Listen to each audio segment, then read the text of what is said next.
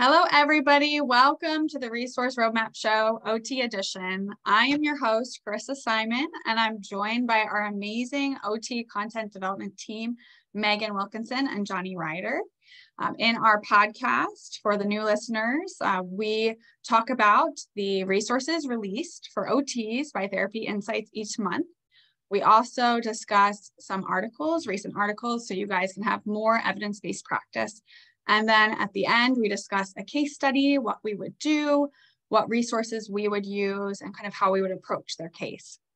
So we do want to let everybody know that we're offering this for AOTA approved CEU credit. And if you want that, you just have to go to therapyinsights.com and you can get more information there.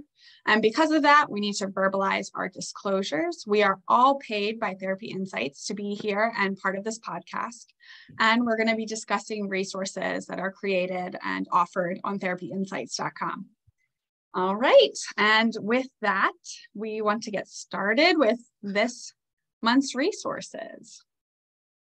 So our first one is called Spot the Difference. It is a 3-page resource and it's an activity. So the second 2 pages are the activity portion, and the first page kind of explains what the activity is and how you do it. And I'm going to turn it over to Megan to give us a little more information about this great resource. Yeah, so this is a classic one when we're looking at some of those visual perceptual skills, the spot the difference. But the thing I really love about the way we did this material is we created them in these more functional settings, in these places that you would actually spend real life time. It's not, something that's just randomly fabricated for the task. It's really looking at an outdoor scene in a garden, and then also sitting at a coffee shop.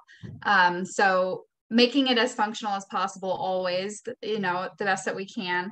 So really simple. I like having 2 options. You can kind of make it what is more the interest for your client, or if you've got more time, you can do both, see how they do. A couple of different options there. They just on one page has the 2 separate pictures, and then there's one page that has the answers, and so you can kind of keep that one to yourself and score how they do on that. So pretty straightforward, I feel like, but always looking for those easy materials that you can just grab real quickly and use with your patients. So yeah, I love that about this one. Again, it's like another great activity that if somebody needs something real quick and they didn't have time the night before to make something or time that morning, they could just grab this, and it's very functional and colorful, bright, and looks really nice and professional. So I love that. The great thing about all of our handouts is that, as occupational therapists, we can use them for different purposes and repurpose these for whatever skill we're trying to remediate. And so I think what's nice about this is you don't have to go looking for something online or try to piecemeal something. You have this available for whatever visual perceptual skill you want to work on. You could use one to work on a certain skill, and then you almost assess it with the other one. You could come back to this with a different skill, a day in between sessions. There's a lot of use that you can get out of this for various visual perceptual disorders. And it's great that it's really geared for adults, because if you're looking for a task like this online, you're going to find things that are more geared towards children, because that's what this kind of activity is usually geared towards, but very helpful for adult population. And it's nice that it's age appropriate. Mm-hmm. Okay, so we're going to move on to our next resource. It is a 2-page resource. It's called Cooking Strategies for Executive Dysfunction. And Megan, can you tell us a little more about this one? Yeah, so I love this one because really looking at how can we simplify our lives just in general. I mean, I think that I use a lot of these strategies on a day-to-day basis too, but being able to have this nice and lined out of different options that you can use when it comes to cooking. Cooking is such a complex task that we all just do multiple times a day. But when you have executive functioning deficits, it can be really overwhelming. And so a lot of people just kind of tend to opt out, I've found in my practice, of cooking. And you know what? Sometimes that's totally okay. And we talk about that in here too. And so just ways to simplify cooking for yourself. So the nice part is at the beginning is it breaks down some of the executive functioning skills, planning, organizing, attention, time management, mental flexibility, and what that specifically looks like in cooking. And so you can kind of break that down for the client, or even as an occupation or as a therapist, you can kind of have that in your mindset of like, oh, okay, like these are the things we should be working on. And then it goes into different strategies. So just simplifying, make a one pot meal or microwave as much as you possibly can. Using a salad kit, that's one of my favorites. As a mom, is like, I'm not going to chop those vegetables. I'm just going to use a salad kit. And so making sure that mental load isn't as heavy and you're not having to focus on 20 different things at a time to make a nice meal come together. And then it talks about go-to meals. And so these are the ones that you know by heart. You don't have to have a recipe. You just know, hey, this week I'm making chicken and rice and I know how to do that. And I know where to find the groceries at the grocery store. It's just very easy. Again, reducing that mental load. Prepping in bulk is a big one too. You can get, if you could use like Costco or something like that, get a ton of chicken and cook it all out, but then separating it out. So the example here is chicken with vegetables, and then you can reheat that chicken for tacos and then use that chicken on top of your salad for lunch the next day. So making it not this big task every single time you get into the kitchen, and just trying to simplify that. Lots of external aids like timers, and then addressing cleanup too, because I think that's a big part of why cooking, again, becomes this bigger task, because it's not just about, oh, I made the meal, now I have pots and pans and spoons to clean up. And so how can we simplify that? And then, of course, having no cook meal options is a really good option as well. Being able to throw together a sandwich on the day that you're like, I don't want to get out the pots and pans today. It's just not happening. And then some nice little tidbits on the side of if you are following a recipe, how to go about doing that with executive dysfunction, because a lot of times the recipes we find online, while they look so delicious, they're maybe not super easy to follow. If you don't read through the whole recipe, you might miss something. Just lots of tips for being able to follow recipes. So I think that this handout has a lot of different options that can kind of be combined for different patients, or using all of them at the same time. So things that you can practice in therapy as well. You can kind of have this resource and say, hey, well, let's go practice meal prep if you're lucky enough to have a kitchen, and work on some of those types of things. But let's implement this strategy and see how this works. Does this feel less overwhelming for you? Or is this not the strategy for you? Let's try a new one. So good information with this one. That's how I would use it. Kind of the last thing you said, Megan, is I would take this and it would be an entire treatment session where we know there's a goal for meal prep, whether you're a practitioner that's very comfortable with functional cognition and you need a guide, or you haven't had to address functional cognition in a while. This allows you to, one, talk about the different components of executive dysfunction. And again, there's a little bit here to get the ball rolling, and then you can kind of have that dialogue with the client and talk about remediation techniques versus compensatory techniques, and then work through some of these strategies and kind of explore them. How would you feel about, meal prepping in bulk? Is that something that would fit your lifestyle? Would that fit your role as a mother, father, partner, son, daughter, things like that? And then together identify, I want to work on the use of external aids. That works for me. Now you've got a plan, and you can still give them this handout, but rather than just handing it to them and walking away, or saying, here's some good strategies to work on yourself, I think this opens up, an awesome opportunity to discuss these, problem solve, dialogue, figure out what will work for the client, and then set some goals for the next treatment session, or that treatment session you're in right then, as you work through the various strategies. Because as you mentioned, there's a lot on here. Not everything's going to be appropriate for every client, but this allows us to use this with pretty much any client with any concern related to functional cognition, or more specifically executive dysfunction. Yeah, I agree with you, Johnny. That is how I would use it too. I feel like it gives a guideline of what we should be working on with these specific clients in the kitchen, which sometimes can be overwhelming. You want to do a cooking task, but it's like, what exactly am I trying? What is my goal? What is my and what I want to see at the end. I also like that you could just give this to patient family who's a little bit hesitant about their loved one cooking again, or is concerned, and say, look, this is what we're going to address. We're going to try. Do you think any of this could work for you? Or really work alongside the caregiver or the family member too.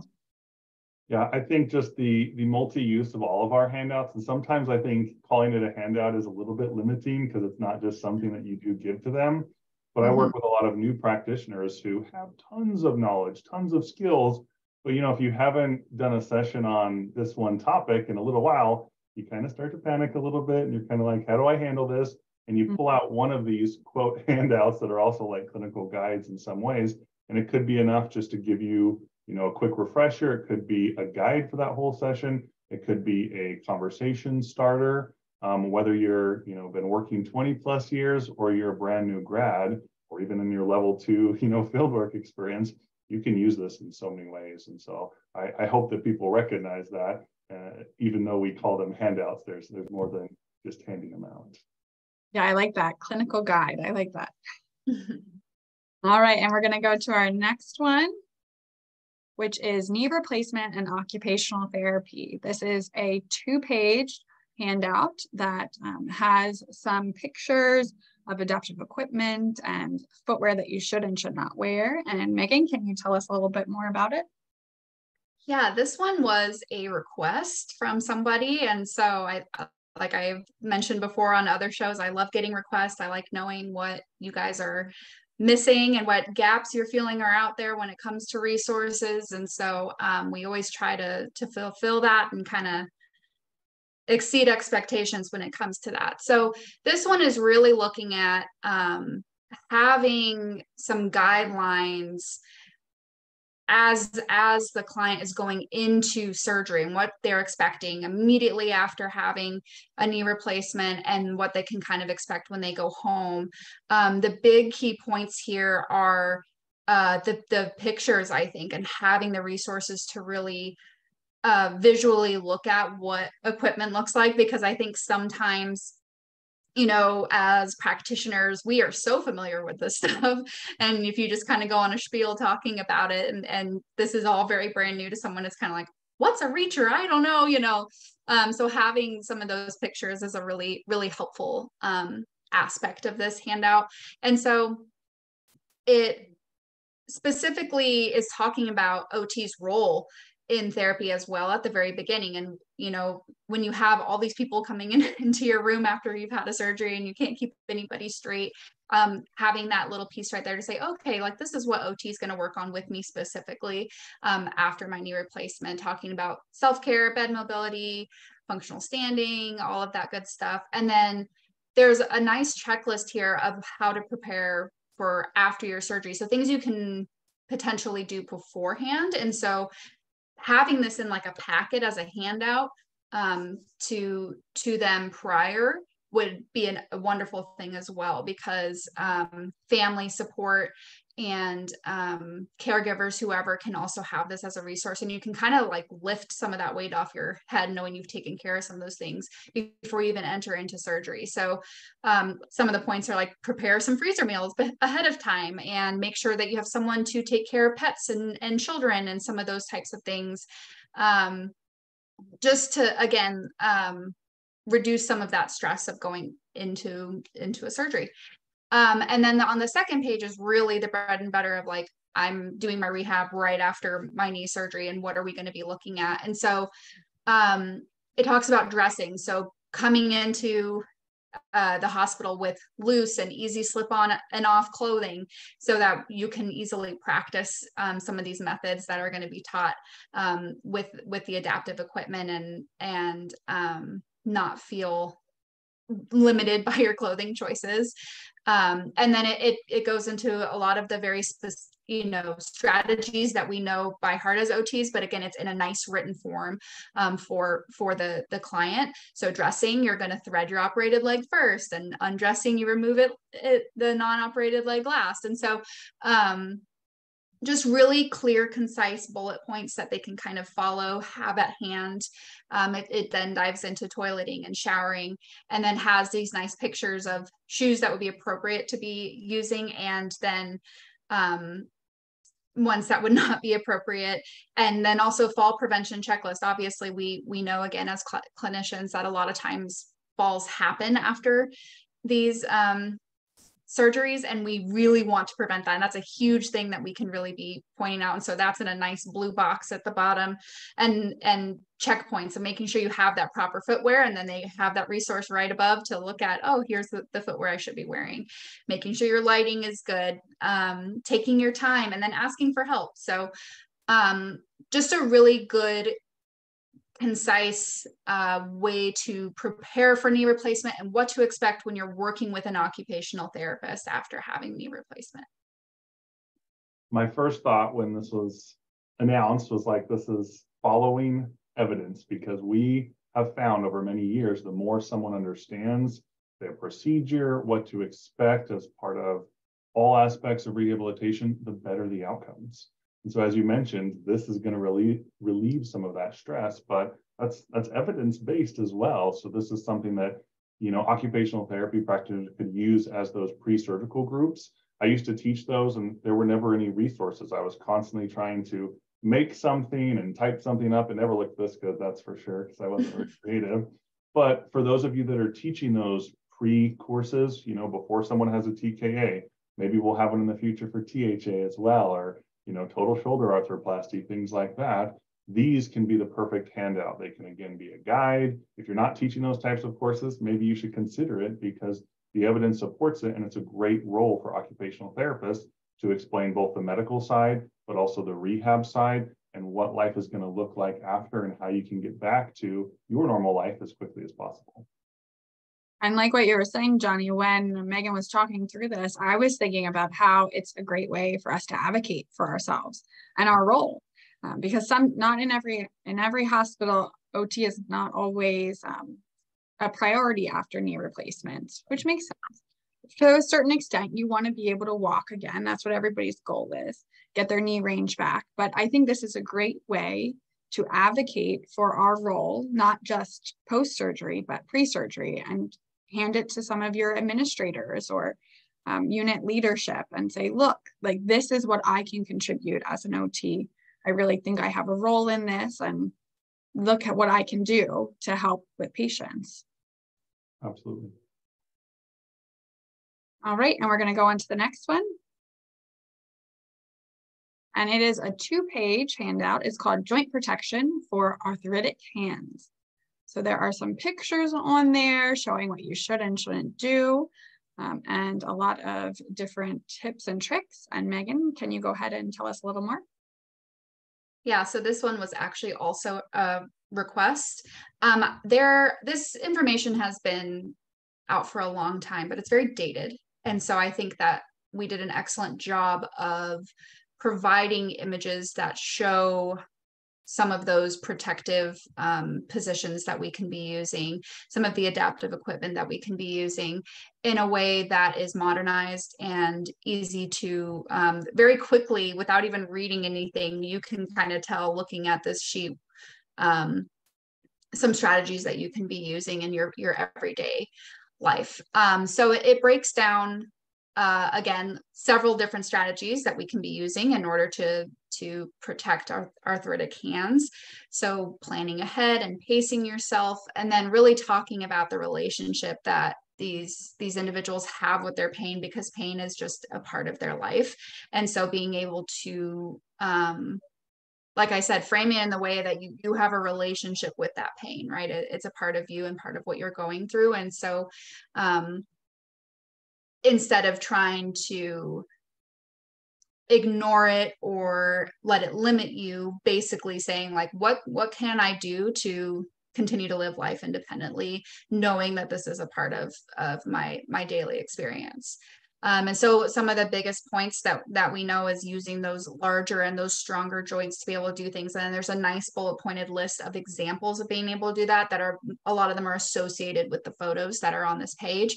So carrying a backpack over both of your shoulders versus carrying a handbag or a purse over one arm, using your palms to lift objects and to push buttons, and then hugging bigger objects to your chest to lift them instead of holding them at your fingertips or at your wrists. Using two hands to carry an object instead of one, sliding things across tables. Lots of good examples here that, while they have specifics, I think can also influence that creativity of what you might be able to use, what is actually applicable to you, to your patient in that, which again, we talk about all the time with our handouts. I think as a whole team believe that these resources we should go over them with the therapist or with the client in that session and really discuss this so that you are really on the same page. It's not something to just hand them and say, okay, read at your leisure kind of thing. And so being able to run through some of these examples and saying, specifically when they're hugging a bigger object, what's something that might be more applicable to them that's not necessarily listed here. It talks about a laptop or a grocery bag.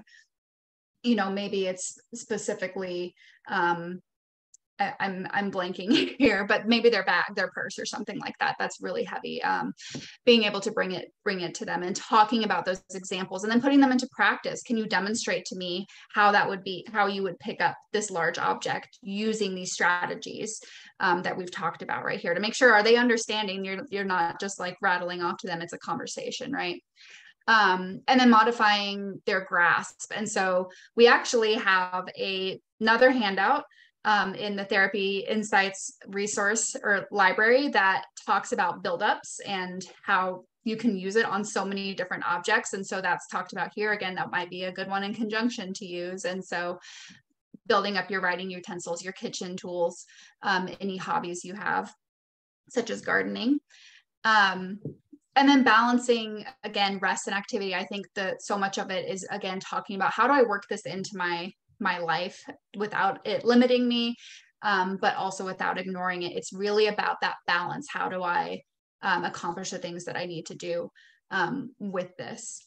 And then definitely the value on pain-free exercise. Again, I think sometimes there's the two very opposite mindsets, which is I'm just going to ignore this problem and continue to function at the way I should be, which is damaging, or I'm going to let it limit me so much that I'm not going to participate. And so this point of like, no, exercising is actually really important. We need to continue to move those joints and get things lubricated and moving.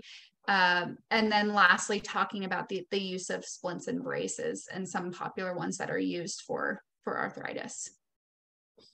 I think you go ahead, Johnny. I was gonna say, like, to build on what Megan said, I think if you talk to any occupational therapy practitioner and you bring up the idea of joint protection techniques, everybody knows what they are. This is kind of a staple intervention. But the nice thing, as you've already alluded to about this handout and this guide, is that it is a way to conceptualize these joint protection techniques, because just verbalizing and talking about this, even though it's common language for us, even saying things like larger and stronger joints than smaller joints can be difficult for someone to conceptualize when they've never even taken a kinesiology class, or they haven't really thought about, oh, these, interphalangeal joints are different than my elbow joint, or bringing things in and changing the lever and, the force and the effort. And those things become so natural to us as occupational therapists. We need something like this to kind of be that catalyst for our clients to say, hey, let's walk through this. Let's talk about it. Then, as Megan said, apply it to you. Maybe you don't carry a big purse, but you carry your dog or your cat or your child and things like that, or your doorknobs don't look like this.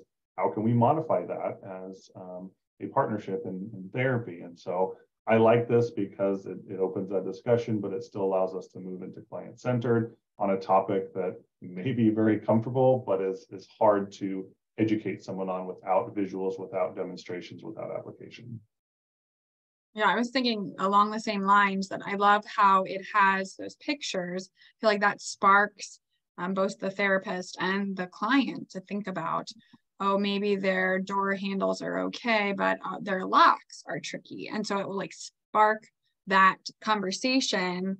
And while you're looking through these pictures of the examples we've given, it might help people to think of other areas that they're having trouble because you have these specific examples.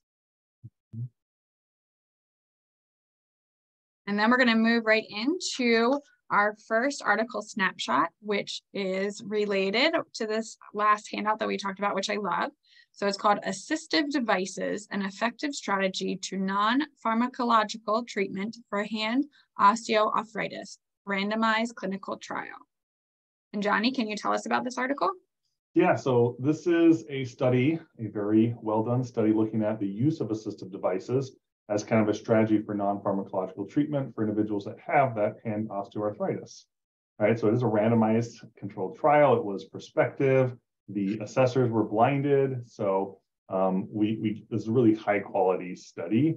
So we had participants randomized to an intervention group where they received assistive devices, and there was a lot of different ones that they could receive, or they went to this control group where they received basically like a guideline leaflet, like a handout, and just basic information on joint protection and disease features related to arthritis. So they use some common measures that we're all familiar with, the Canadian Occupational Performance Measure. They also use some very specific functional hand function measures related to arthritis. And then they measure things like pain, quality of life, right? That are important outcome measures that we're already considering. So they looked at these groups after both interventions, kind of that beginning of the study, 30 days and 90 days after receiving these interventions. And so there's about 19 in the intervention group and 20 in the control group. Overall, they found that hand function and occupational performance improved after the intervention group.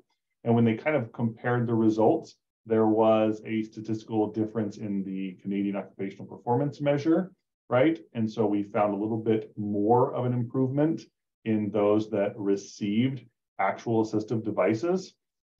So we can kind of say, okay, first of all, the use of an assistive device is an effective intervention, especially in the non-pharmacological realm for hand osteoarthritis. It can improve occupational performance. They also found that it improved pain and quality of life, all things that we care about as occupational therapists. However, we also found that educational pamphlets or the leaflets with information related to the disease, in this case, osteoarthritis, and joint protection and energy conservation techniques for daily activities, that was also beneficial. It's low cost. It still had an effect, albeit it was a smaller effect than the intervention group. Okay, so that should get us thinking that, at very least, we should be providing them with a handout. But as we've said over and over and over, there should also be education, there should be training, and then we can take it a step further and provide assistive devices because they also help with multiple measures, quality of life, pain, and occupational performance. Overall, we learned from this RCT that we should be ensuring that we are making assistive device recommendations, okay? When we do that, though, this article suggests that the suggestions and the training should be contextually dependent, basically. So it should be client-centered. We should be considering, how do I use this device for my daily activities, which may be different for me versus Megan versus Carissa, right? For each client. And we should be training them, how do they use them, right? What does it look like when you use these? How often should you be using this? Is this something you use all the time, only when you're in pain, right? All of those clinical considerations, that's where our skill comes from. One other interesting thing from this is they looked at, well, what were the most commonly used assistive devices? And so that wasn't kind of in our snapshot, but they found the most beneficial and the most used things were pot openers, so helping them open pots, zipper and push button adapters, adapted cutters, adaptations for brooms, so how they could sweep and mop. Utensils was a very big one. And of course, adaptations for getting in and out of the bath, turning levers, things like that. So all things that we should be assessing as part of our initial evaluation, and then we can make recommendations and even trial or problem solve some of those assistive devices. I love that this gives us such clear evidence that what we do is helpful. The adaptive equipment we provide or recommend is helpful. And it's also good to kind of show patient families if the family is hesitant or the patient is hesitant because of cost, because we do know some of this stuff can be expensive. Some of it's not so much, but some of it is. It's a really good example of why we're recommending it, and that it will really improve their quality of life. It's not just something they'll buy and not toss like in a drawer or something, hopefully, but it will improve their quality of life. Right. And a lot of these are now being printed with 3D printing and getting cheaper and more accessible, which is really nice because you can order these things on Amazon, where before you had to get, a specific rehab manual, book basically to order them from, and they were very pricey. We're seeing increased accessibility and decreased prices with a lot of these assistive devices, which is a positive thing for our clients. Yeah, I love first of all, this is just such a clear picture as to why our profession is valuable. It's so good at showing that our ability to see the specific individual client for their needs, our ability to modify, our ability to do these low cost modifications and interventions, and choose something that is non-pharmacological. I would say most people would rather not go that route if they don't have to. And so just such a clear picture on that. And then to comment on what you're talking about with the advancements, I think a wonderful thing is the fact that we're able to get on something like Amazon and have all of these different options, and to look through reviews and have clients that are like, I've had, OA for 5 years and I'm able to use it for this specific thing and it's great and whatever. I mean, the resources and the information that we now have, going back to the way catalogs used to be, it was just like, well, I hope this works, it's in the catalog, and like, we're going to order it and it'll come in however long, so those advancements have been huge, I think, specifically for OT and our career. Yeah, they definitely have. I remember just telling people, oh, you can go to the local pharmacy, you'll probably be able to find a raised toilet seat there, or a long-handled shoehorn, hopefully. But now you're right, you just go on Amazon, and I feel like it's been relatively recently that almost everybody has access to that. Kind of grew really fast. Yeah, not to age myself, but when I started out, I did have those big Salmons, Preston's catalogs when I was in home health, and I was taking them around to show them because I needed some visual, and the days of doing that are gone, fortunately. Yeah. All right, we're going to go to our final handout for the month, which is Adaptive Sports. It's a 3-page handout, and it has a bunch of different pictures of people participating in the different adaptive sports. And I'm going to turn it over to Megan to talk a little more about it. I was so excited writing this piece, you guys. This is something I'm very passionate about, and I think it comes from my neuro background, specifically my spinal cord injury patients, and being able to watch them get into something like this and have something that they're excited about, and to build community. That's a huge part of sports in general, right? Is you bond with people who have similar interests, similar passions. And then there's just that other layer of they understand, right? They understand life through that lens in a way that as therapists we don't, or some of their friends and family they don't. And so there are so many studies out there that talk about the benefits of participating in communities like this. And so being able to write on this was just really, really fun for me. And there are so many other sports. It is huge, the breadth of adaptive sports and different groups that you can be a part of and competitions you can be in. And so this touches on a lot of the popular ones, and there's some bullet points at the end of the resource that talk about other options if the individual is wanting to explore some of those. So the first one is talking about adaptive skiing, and there are so many different options for adaptive skiing. You can have mono skis, you can have bi skis, there's 2-track, 3-track, 4-track skiing. So all these different options to be able to support yourself while on the snow. And it really details that in this handout. And so you can kind of, again, with the client, be reading through and saying, oh, hey, like this sounds more like what you would need based off of what you've got going on. It would be something to try. A lot of these too touch on the fact that there are a lot of places you can go and trial some of these. So a lot of ski resorts will actually have at least one set of some of these equipments. And big ski resorts will have someone who is trained in adaptive skiing and be able to work with someone with that equipment on the slopes to be able to kind of trial that stuff out, which is really awesome. I think that's a great resource to have. And then going into sled hockey. And so you can see on the picture, if you're watching, that it is in a, basically you're laying down, essentially, you're sitting straight up, your legs are straight out, like you're in a sled. And then you've got these specialized sticks on the sides. So you're really low to the ice, being able to kind of propel yourself, a kind of blend of skiing as well, because you got one on either side that's helping you propel across the ice. And the other thing I did touch on with this piece is talking about potential limitations. So in order to participate in sled hockey, you need to have a rink that has lower entrance levels onto the ice, because it's really hard to navigate in that low seated sled position, getting on and off the ice if you have a really tall ledge. And so being able to research some of these things in your area too it's a really good jumping off point.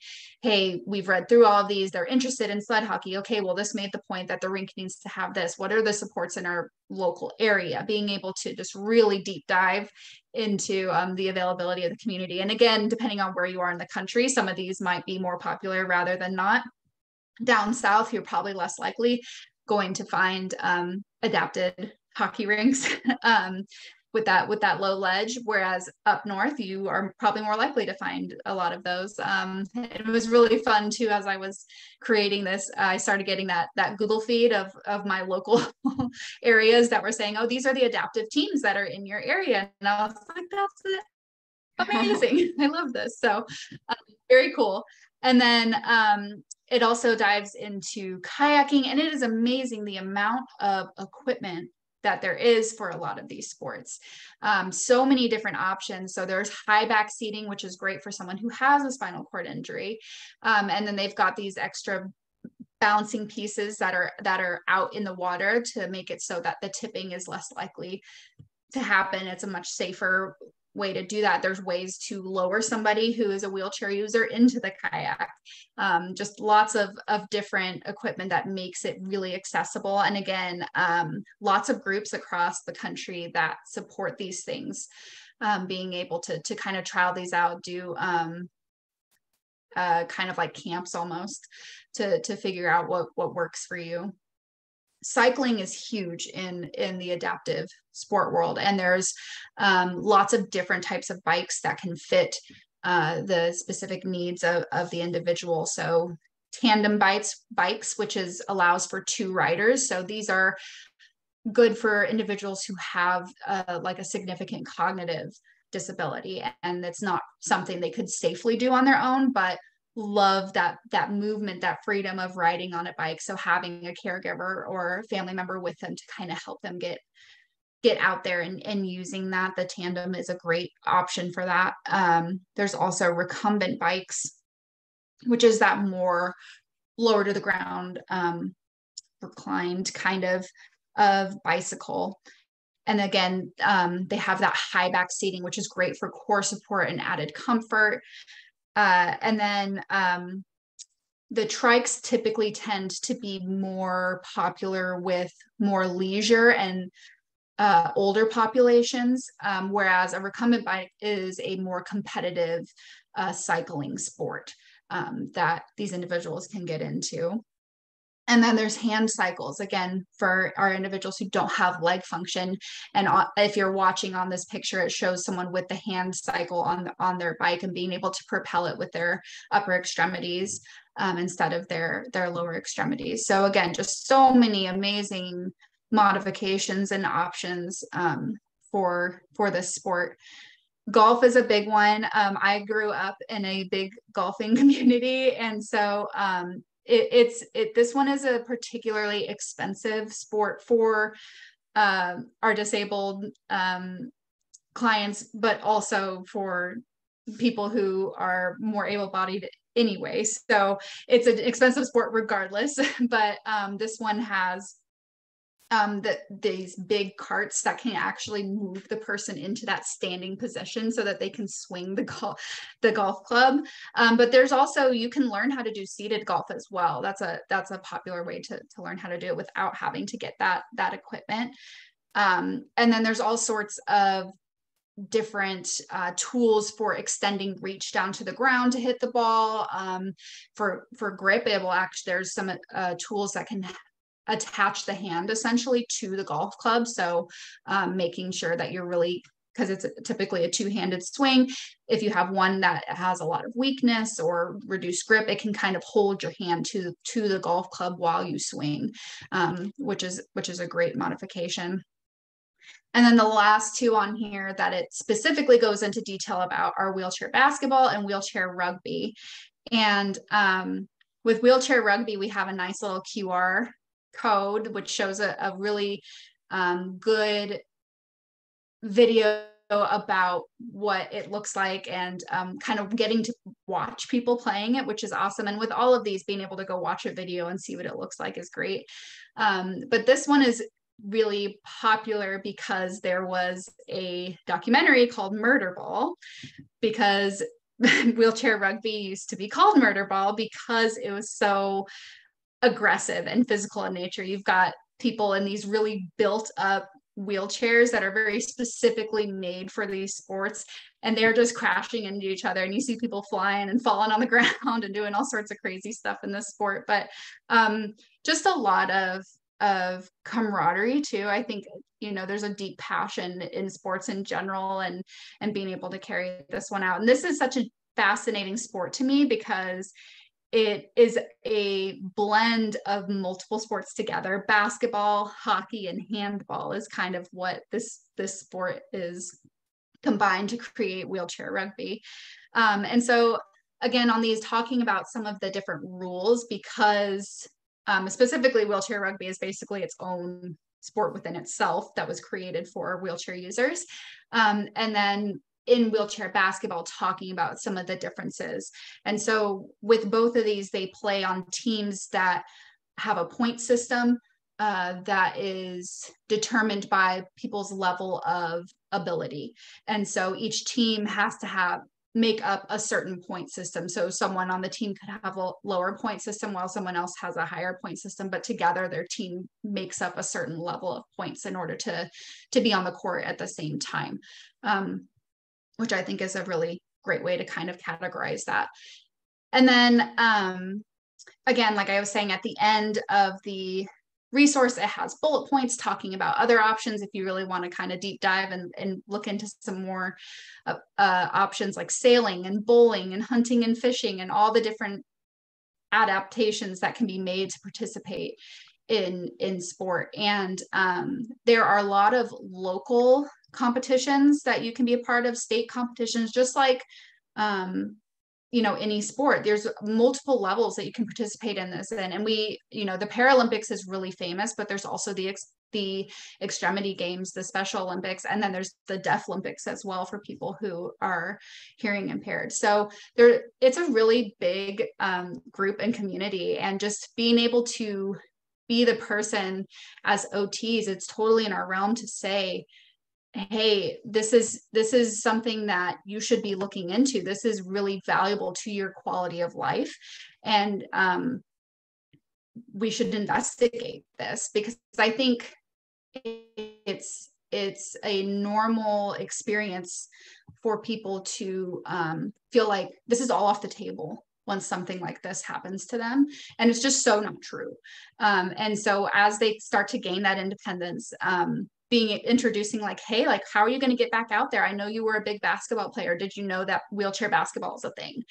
Right. So having this resource to kind of, again, spark some of those conversations. I love this handout, and I've also been involved with quad rugby for many, many years, sitting on the board of a local quad rugby team. And we're going to talk about some research behind it, but I had to mention one reason why I appreciate that we have this handout through Therapy Insights and why we're ahead of the game is at the AOTA conference, we presented some research that's being published in the OTJR journal later on this week, where we interviewed quad rugby players across the country to understand their experiences of being introduced to and participating in quad rugby. And as we'll talk about in a minute, what all the benefits are, the one thing that the article we're sharing doesn't talk about is that introduction. And unfortunately, many of the individuals were not introduced to adapted sports during their rehabilitation process. And yet everyone that wasn't said, I wish I was introduced earlier. I wish someone had talked to me about this because it's changed my life. And it hurt my OT heart a little bit when I heard that so many of the experiences were not positive early on, and learning about adaptive sports. The average time was years after their spinal cord injury before they're introduced to adapted sports. So we can do better as a profession. And this one can educate other practitioners to what's out there, because I guarantee you, a lot of people, even in our profession, had no idea how many adapted sports are available. And we can also use this to, as early as possible, introduce this idea, whether they were an athlete or not, to our clients. Yeah, I agree with what Johnny's saying. This is such a hopeful handout. Like, a lot of times after such a traumatic injury, people just have such like horrible despair, and they're having to figure out their whole life again and let things that they thought were going to be in their future go. And this is just such a hopeful way to say, look, this is not the end. Like, you have so many opportunities. There's so many ways to be involved in your community and be active and have such a great time. And I just love this handout. It's so amazing. I think too, even if the individual doesn't necessarily land on adaptive sports, the hope and the concept of the fact that there are groups, there are communities out there that, are participating in things in a life after injury, right? And they're coming together is a huge part of it. Just being able to, like you were saying early on, which again, Johnny, I agree, we should be catching this much earlier, early on, being able to say, to frame it in a way of like, as the therapist, we're not just trying to, we're trying to make it, better. We're trying to make things, things are going to be hard. And so therefore we're doing the best that we can to make things easier on you, which is true, but also coming from the light of like, look at all of these opportunities that you are going to have to continue to live a really full life. Yeah. I was lucky enough that in my schooling, I actually had a professor who was an OT who had a spinal cord injury at a very young age. And so went to OT school with a spinal cord injury, and it was awesome. I got to do lots of learning with him. And I just remember him telling this story about him hiking with what was going to be his married family, and them just going, oh, how can we help? Like, what can we do? And them trying to just like protect him as he was going down this like very windy hill down to a lake. And he kept being like, no, I got it. But then he fell. And he fell down this hill, and they were like, oh, see, like we need, and he was like, nope. And he showed them that he could get himself back up. He was back on the trail. He dusted himself off. He was totally fine. That story stuck with me in a way of just like, yes, like this is not like, this is the attitude to have of how capable these individuals still are, and how active he was, and how very much he advocated for himself as well. And I think that goes really well hand in hand with these handouts and that same idea of hope. Yeah, I agree. So now we're going to do the article snapshot related to this, like Johnny was just talking about. It's called Adaptive Sports and Spinal Cord Injury, a Systematic Review. And Johnny, can you tell us about it?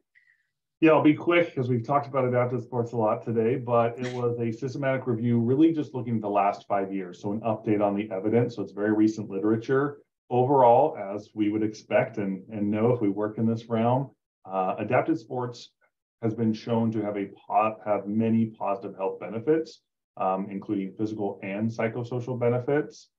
However, many of these athletes must overcome a variety of barriers to even be able to participate.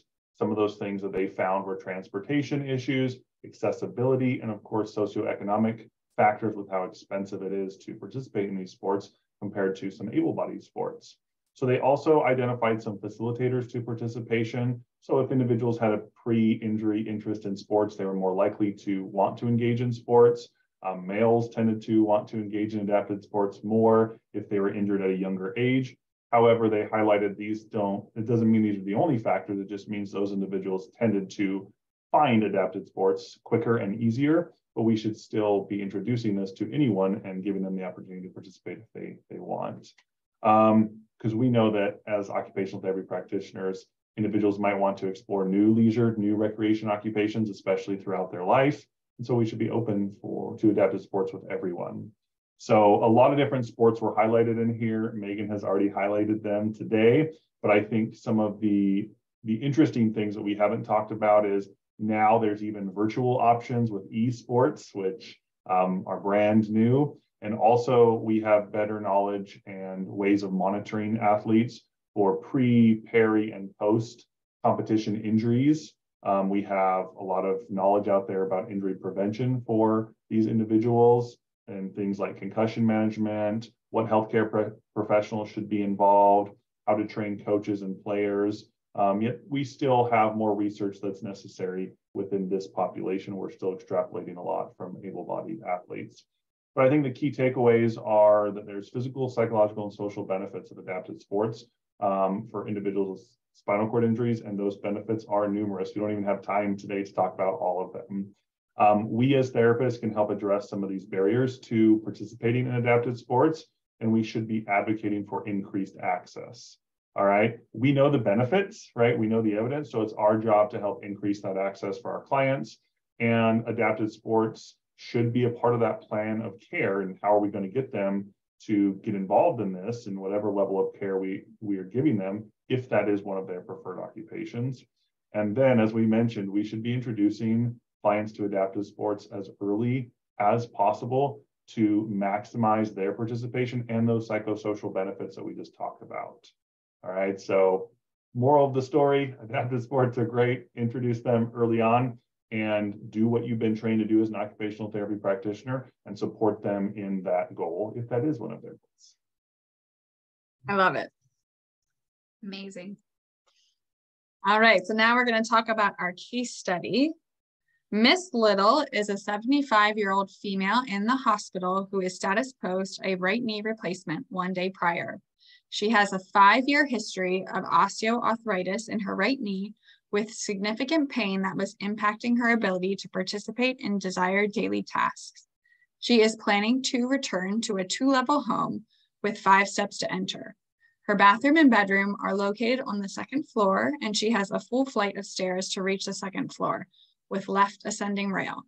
Miss Little has 2 cats at home and provides childcare for her 2 grandchildren 3 days a week. She also is very involved in the community and is part of her town's garden club, along with volunteering at a local animal shelter. Miss Little currently reports she is experiencing 9 out of 10 level pain in her right knee and has demonstrated significantly impaired mobility with use of a rolling walker. So we're going to discuss what resources we think would be great for Miss Little's case. And then at the end, we'll talk a little more about our case and what we would do as occupational therapy practitioners. So I'll go first. I selected your whole body rehabilitation therapy team. So this is a 1-page handout, and it discusses the role of occupational therapy, speech therapy, and physical therapy. So the reason I picked this one is because Miss Little is pretty young, old, 75, and it sounds like she was very active before this, and this might be her first encounter with physical therapy and occupational therapy, since knee replacements are usually elective. So I think it's just very important, if it's someone's first encounter, that we make it very clear what the role of occupational therapy versus physical therapy versus speech therapy is. And so that they know if their goal is to get back to volunteering at the animal shelter, we are the ones that are really have that knowledge and can help them to get back to those important roles and routines. So I just thought this was a great handout to give background information, not just in this case, but really any case where it's the person's first experience in rehabilitation or first time working with an occupational therapist. you can do your little spiel and then be like, look, I'm going to give you this handout too, just so you can reference it. And if you have any questions or you think of things that I can address for you, just let me know. So I love this handout. And then Johnny picked Teach Safe Balance Strategies, and it's a one-page handout.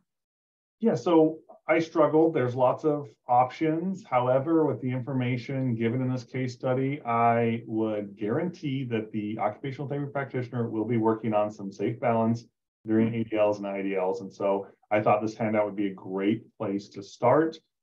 For those of you that can't see it, it provides key points for the therapist when teaching safe balance strategies. And they're written in a way that can be applied to any preferred occupation. So whether it's, some basic ADLs, going up and down the stairs, getting in a shower, or, kind of progressing to IADLs and preparing a meal and going out to the pet shelter or going and working in the garden, we can apply these to preferred occupations. And even though we're still in the hospital setting, we can still simulate some of these things in the hospital in preparation for Miss Little returning home. And so I thought this is a good intervention that we could start with and a great handout to use. However, I was torn because there are so many other ones out there, and I don't know which one Megan chose, but we have ones on pet care and safety with managing pets. We have ones on knee stiffness after total knee arthroplasty replacements. There's pain management techniques. So I think it's going to get harder for us to just pick one handout as we do these case studies, because there's a lot of applicable ones. Yeah. Now we're going to do Megan's. Megan selected pain management, and it's a 3-page handout. And Megan, you can tell us about it. Yeah, so I had the same situation, Johnny. I was like, I don't even know. So many answers to this one. And, to me, the clear winner was that the pain is the issue, right? And so this one is really for the clinician and just kind of really brushing up on different ways to look at pain management. My big thing here is it's a 5-year history of osteoarthritis. And so that's a long time to be living with that pain. And a lot of times, moving through the rehab process and getting out of that mindset of pain as well is a challenging thing when you've lived with it for so long. And then on top of that, she's reporting 9 out of 10. So she's really struggling with that pain, and we're not going to be able to move into how do we work on feeding your 2 cats at home safely and some of those other things if we're so limited by pain to that, standing and some of those other things, we can't even get past that. And so I thought that this was, again, like a good place to start at. I imagine a newer graduate or just someone who maybe is in a new setting, whatever, just being able to kind of brush up on all of these different ways to manage pain. And when that is the chief complaint of somebody. And so it's really nice because it talks about advocacy, it talks about mentality, which again, in this case, when it's something that we've lived with for so long, breaking that mentality is a big thing too. Sleep, huge, and then different modalities that you can use. So again, kind of brushing up, where do I start? How do I look at this pain, which is so limiting to Miss Little? And then once we get that under control, we can start to really look at all of the different, she's so active, all the different things we want to get her back to as OTs. Yeah, I love how we all kind of took a step back, because it's a very complicated case. We all took a step back and we're like, where there's a lot of components, not complicated, but there's a lot of components to it. We said, okay, where do we start? Because there's just so much with her case, and we can't address everything all at once as OTs. So I love how we all were like, okay, where do we start? Yes. I think we also have the new handout on total knee replacements that we talked about Yes. today that we all would have chosen if it wasn't the new one as a great starting point. But I think she'd be a great client to work with, because it sounds like there's plenty of things that we can do. She's already given us goals and things to work on. And I doubt she would be one that we'd have a hard time motivating for therapy in any setting, but especially in the hospital setting. Mm-hmm. Definitely agree. She sounds like a good one. Mm-hmm. And now we're going to go over some of our other resources that were released by the PT team this month. So the first one is functional neurological disorder, And this talks about what the different diagnoses are that fall under functional neurological disorder. It's 1 page, and also common symptoms of it. So check that out. And our next one is evidence-based practice to improve walking after stroke, spinal cord injury, or brain injury. And again, this is a 1-page handout, and it's talking about some of the findings of a recent systematic review of literature over the last 30 years to give you like the best evidence for improving your walking after those diagnoses. The next one is 2 pages. It's also from the PT team. It's called the Pain Catastrophizing Scale, Interpretation and How to Implement Findings. So this one has a great QR code that takes you to the actual scale. And then it talks about how you score it, why it is important, and how you change your treatment if it is pain catastrophizing. Okay, and the final one from the PT team is 1 page as well. It's Treatment for Functional Neurological Disorder, a guide for clinicians. So it talks about how you should take the subject's history, how you should develop your plan of care, what the approach should be, how often you should see them, and what the recommendations are for treatment. So all of those look like great resources from our PT colleagues if you want to check those out.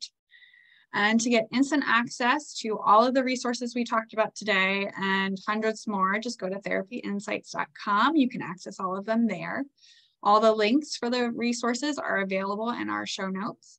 And if you have any questions, if you have a case you want to discuss, or you want to know what resource we think could work for somebody you have, or you have any questions about any of the handouts we've discussed in this episode or any of our previous, please reach out at support@therapyinsights.com. We would love to talk about it on our show and answer your questions. And be sure to vote on what we create next. Megan loves when people vote and say what they need. And our next episode is coming out August 1st. So we'll see you then.